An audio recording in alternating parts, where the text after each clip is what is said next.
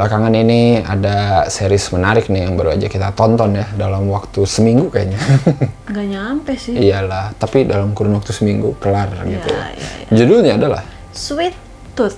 ada di Netflix. Yes. Ini series terbaru yang diadaptasi dari komik DC ya, kalau nggak salah. 8 episode saja. Series ini menarik ya karena ini diproduserin sama si Iron Man. Dan istrinya. Dan istrinya, ya. Susan Doni. Seorang anak hibrid ya, anak yang setengah manusia setengah hewan gitu, yang lahir di masa apokalips, asik. Dan masa apokalipsnya juga menarik karena virus. Nah, ya. itu. Sedang kita alami seperti sekarang ya. Enggak sih. Enggak ya? Ya enggak, cuman maksudnya di situ mirip gitu. Jadi maksudnya relatable lah. Cerita tentang perjalanan si anak hibrida itu yang bernama Gus. Gus. Iyalah, orang Inggris mah Gus ya. Tapi kita orang Indonesia Gus. Agus. Namanya Agus ternyata. Pokoknya si Gus ini dalam perjalanan mencari ibunya itu ditemenin sama si Big Man ya. Jeopard sama ada satu lagi Bear ya. Yes. Pertama aku lihat trailernya tuh menarik ya. Jadi ngeliat, iya ampun gemes banget gitu kan. Aku pikir cuman hibrid doang. Nggak tahu kalau kenapa mereka jadi hibrid. Ternyata pas dicerita menarik gitu. Karena kan benar-benar sesuai banget sama keadaan kayak kita sekarang gitu kan. Karena virus, harus cuci tangan, jaga jarak, pakai masker kayak gitu tuh kayak wow. Dan ini rentang waktunya kayak 10 tahun. Apakah dalam 10 tahun kita bisa bebas? Atau masih begini-begini aja? Seru aja ya, dan ringan sih kata aku ini. Buat keluarga banget gitu ya. Ya itu dia dari karakternya aja lucu-lucu gitu. Lucu banget. Pertama penampilan si Gus inilah. Jadi dia tuh udah ada tanduknya, terus kupingnya goyang-goyang gitu. Lucu banget. Terus belum lagi ada Wendy kan, si Pigtail ya. Itu juga lucu. Belum lagi yang bayi-bayinya, ya ampun. Gak kuat aku pokoknya. Kalau aku sih suka banget Gus dengan kepolosannya dia itu loh. Sebagai anak kecil umur 10 ya, 10 tahun, 11 tahun gitu, yang tinggal di hutan. Terus dia nemu hal-hal baru ketika keluar dari hutan tuh kayak, ya ampun lucu banget gitu. Polosnya tuh dapet banget gitu. Terus dia ditemenin sama si Big Man itu yang dia tuh kayak cuek, tapi baik, tapi galak, tapi care gitu. Ngelihat interaksi mereka seiring episode berjalan ya seru aja gitu. Iya, seru. Terus ngebikin kita ngerasain gitu. Kalau aku sih ya, kayak ngerasain banget karakter-karakternya, kayak ikut sedih. Mewek kan aku. Jangan lupakan Bobby, ya ampun itu the best sih. Iya, dia hewan apa sih? Nggak tahu, tikus tanah ya? Iya, bener, yang suka ngegali-gali gitu ya. Aku tuh expect pemandangan post-apokalipsnya lebih banyak aja ya di-explore. Tapi di sini mungkin ya budget kali ya, something. Jadi mungkin hutan, alam terbuka gitu ya. Ada sih beberapa, cuman kayak nggak full banget gitu ya diliatin, dan ceritanya kan kayak udah 10 tahun banget juga gitu ya. Jadi kayak ada beberapa CG-nya juga yang kurang halus. Hibridnya mah lumayan sih kata aku. Oh, hibridnya bagus sih. Mungkin fokusnya di situ kali ya. Environment-nya kayak ya udahlah dibikin hancur mungkin, tapi kayaknya nggak sampai gimana-gimana banget gitu ya. Selain aku suka Bobby, tapi di sini juga Bobby nggak diceritain kenapa dia bisa begitu. Iya, jadi ya mungkin pertanyaan-pertanyaan yang kita belum nemu jawabannya gitu ya di season ini. Karena kan biasanya kayak hibrid itu gabungan ya, dan di sini kasih lihat juga kan semuanya itu hibridnya ya gabungan manusia dengan sedikit banyak hewan gitu kan. Tapi kalau si Bobby ini sebenarnya hewan banget. Tapi kok dia ngomong dan dia pakai baju gitu, lucu banget. Selain banyak pertanyaan yang belum terjawab tuh banyak hal-hal yang ya seperti dimudahkan lah. Ya.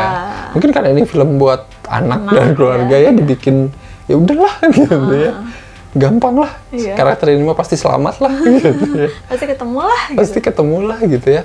Di post apokalips ketika tatanan dunia sudah runtuh, lu bisa dapat alamat ibu lu itu gimana dan gitu ya. Dan internet nggak ada di sini dibilang. Kecuali dia punya intel anjir di seluruh dunia gitu ya. Kadang aja kita pakai Waze atau Gmaps aja nyasar. Ini tanpa teknologi gitu ya. Satu hal sih aku belum dapat banget spesifik virus ini tuh gimana sih caranya dia menulari, menyebar antibody yang kayak gitu-gitunya loh. Ada yang imun kayak gitu-gitunya tuh kayak masih tersirat doang gitu di sini. Soalnya ada beberapa yang nggak kena sama sekali ya. Itu gimana tuh kayak gitu. Tapi ada yang kayak bisa disuntikin jebret kena gitu kan, yang dipaksa gitu kan. 2 episode terakhirnya cukup bikin rasa penasaran aku ini sih. Terbayar sih kenapa si Gus ada gitu ya. Itu bagus banget sih. Apalagi cerita tentang bapaknya sama ibunya. Gila, itu menarik sih. Salah satu yang menarik itu pas si Gus pertama kali ke rumah yang di atas bukit itu loh, ke rumah keluarga yang itu kayak wah akhirnya ada orang lain gitu dan baik gitu. Terus orang-orang itu tuh kayak berharap ada orang juga. Benar-benar. Tapi ngeri sebenarnya gitu. Jadi di situ tuh seru aja sih, dia kenalan sama anak sepantarannya, dia seneng, dan di situ kayak si Jepperd mau ninggalin tapi enggak juga, kayak gitu-gitu sih. Di situ menarik sama visualnya, aku suka di situ. Pas bapaknya meninggal sih itu, ya ampun, sedih banget. Si Gas juga sedih tapi kayak bingung ya.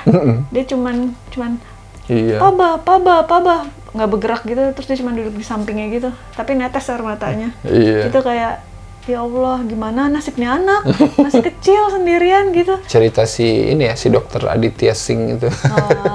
Pas cerita dia di kompleknya itu loh, gila, yang ada yang terinfeksi langsung dibakar gitu ya. Gila itu sih. Itu menarik. Sampai sih. Rumah-rumahnya dibakar. Kayak sesuatu hal yang dinormalkan gitu ya, padahal itu tidak normal gitu ya. Tapi harus kayak gitu. Dan karena nggak ada hukum kan dibilang juga di sini. Ngeri sih emang. Sebenarnya sih beberapa adegan agak ngeri sih ya. Cuman dibikin enggak gitu. Darahnya nggak terlalu diekspos. Nggak ada darah kayaknya sih. Iya, ada cuman kayak ya udah kayak bekasnya doang gitu. Nggak kayak terlalu diekspos gitu ya. Kan ini buat keluarga juga sih. Dan itu sih yang ngagetin ya itu dibakar. Itu kayak ya ampun, apalagi yang lebih ngeri daripada lo ngebakar orang di rumahnya gitu. Dan orang-orang dengan santainya nonton gitu ya. Bedanya di sini kalau rapid testnya cepet ya, langsung ketahuan. Cuman digini-gini warna wah, langsung gitu. Rapid test itu namanya rapid test. Pengen tahu juga sih season 2-nya bakal kayak gimana itu sih yang penting ya. Karena emang 2 episode terakhirnya ya cukup bikin benar-benar penasaran gitu ya. Apalagi yang mau diulik nih gitu ya. Apalagi pas si Gas akhirnya ketemu sama teman-teman sebangsanya. Terus pas si Bear telepon satelit ternyata Birdie ngangkat gitu. Aduh, ini gimana gitu. Padahal kita udah berpikir, nggak akan mungkin lah ketemu ibunya gitu muluk-muluk banget gitu. Tapi ternyata ini masih memilih jalur yang muluk-muluk itu gitu ya. Kalau mau kita kasih skor berapa nih untuk Sweet Tooth? Aku kasih 8,5 dok. Mantap, per 10. Gila. Aku suka. Kalau aku sih 7 aja dulu ya untuk season pertama ini. Cukup menghibur gitu ya. Tapi ya kita lihat aja nanti season 2-nya apakah lebih asik lagi gitu ya, lebih seru lagi. Dan mungkin porsi pertikaian dengan si tentara-tentara jenderal ini mungkin bakal lebih banyak diekspos nanti sih ya. Dan kalau udah nonton, komen menurut kalian gimana Sweet Tooth ini ya. Apalagi yang pernah baca bukunya kali ya.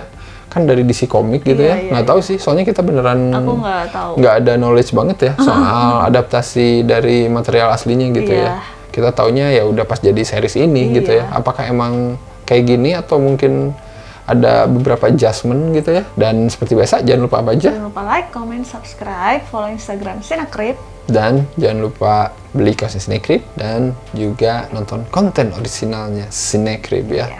Pokoknya pantengin aja terus YouTube-nya Cinecrip dan ya udah sampai ketemu lagi di episode selanjutnya. Bye bye.